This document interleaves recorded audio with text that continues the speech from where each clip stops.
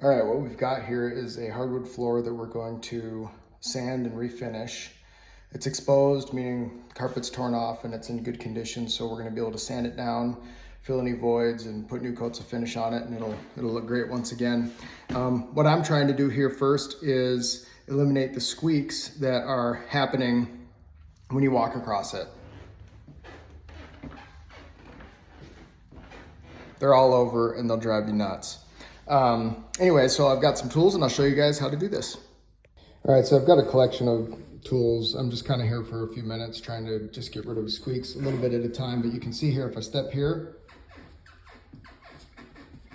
So not only is that annoying when you're coming into this bedroom and out, but also if you're in the basement underneath, which there is a bedroom underneath. The reason that these squeaks happen is not because of the fastener that's holding the hardwood floor to the subfloor. So there will be fasteners going in at a 45-degree angle through this tongue right here that fasten the hardwood floor to the subfloor underneath. And 99.9% of the time, these fasteners are not what's creating your squeak. What is creating your squeak though is a nail like that was used to fasten this subfloor to the floor joist underneath. And you can see that I put some screws around these guys. What happens is over the years, these nails, they're not as tight as they once were when they built the house. And so what ends up happening is when you step, this subfloor will flex up and down and rub on that nail, creating the squeak. And then when you put hardwood on top of it, it just transfers that. So if I step over here, this could be squeaking. And so it just kind of extends the problem.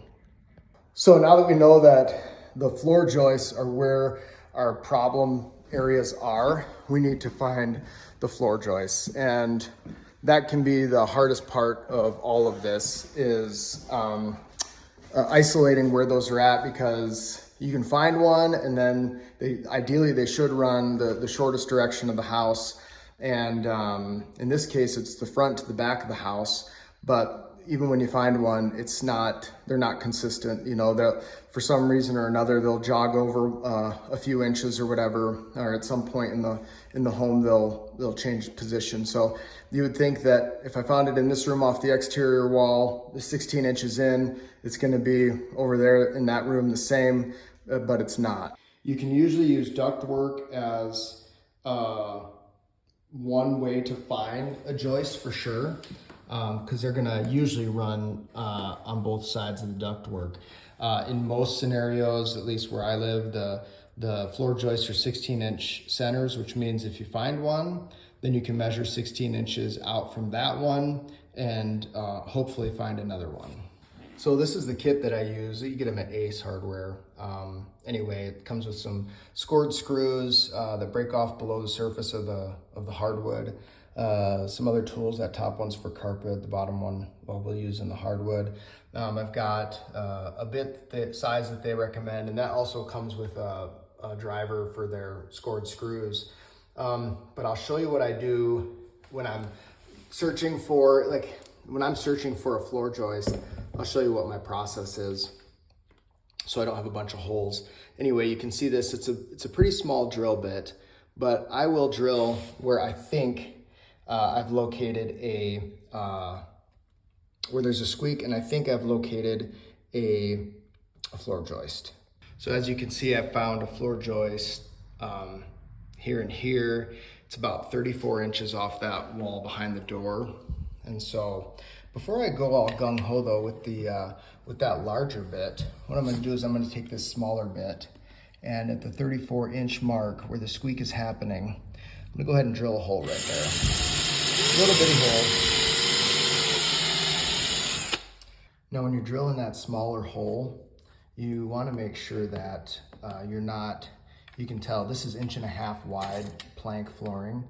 And so you don't wanna be on the edge of it. It can cause it to split. I know we're pre-drilling, but there's my hole right there, kind of in the center of the plank. And so if at all, I try to put that hole in the center of the plank when I do that. And the reason we step up from the smaller bit is so that if for some reason I drill through there and there's not a joist, that it's just a smaller hole. That's like the size of a paper clip. So, so I'd rather have a couple of these that didn't do me any good than gigantic holes. And I'm going to take this, it's hard to see, but you can kind of see it up against the yellow there. It's, I don't know what it is, but you can get a pack of them at Ace. They're kind of over in the dowel section. Anyway, you can use a paper clip too, but this one's longer. And I just slide it through there. And if I'm met with resistance, then I've hit a joist. And now I can take the bigger bit to prepare for the screw and go ahead and drive it through there.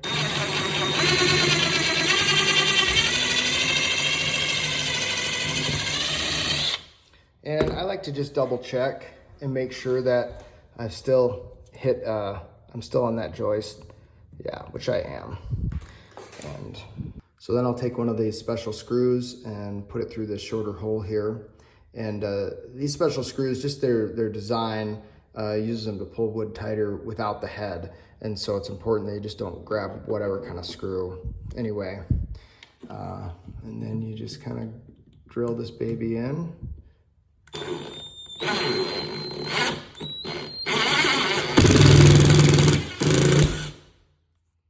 And what it does is it breaks off that screw a little bit below the surface so that now I can fill it with filler, and you shouldn't notice that when I go to resand it. And you can tell that squeak is gone now.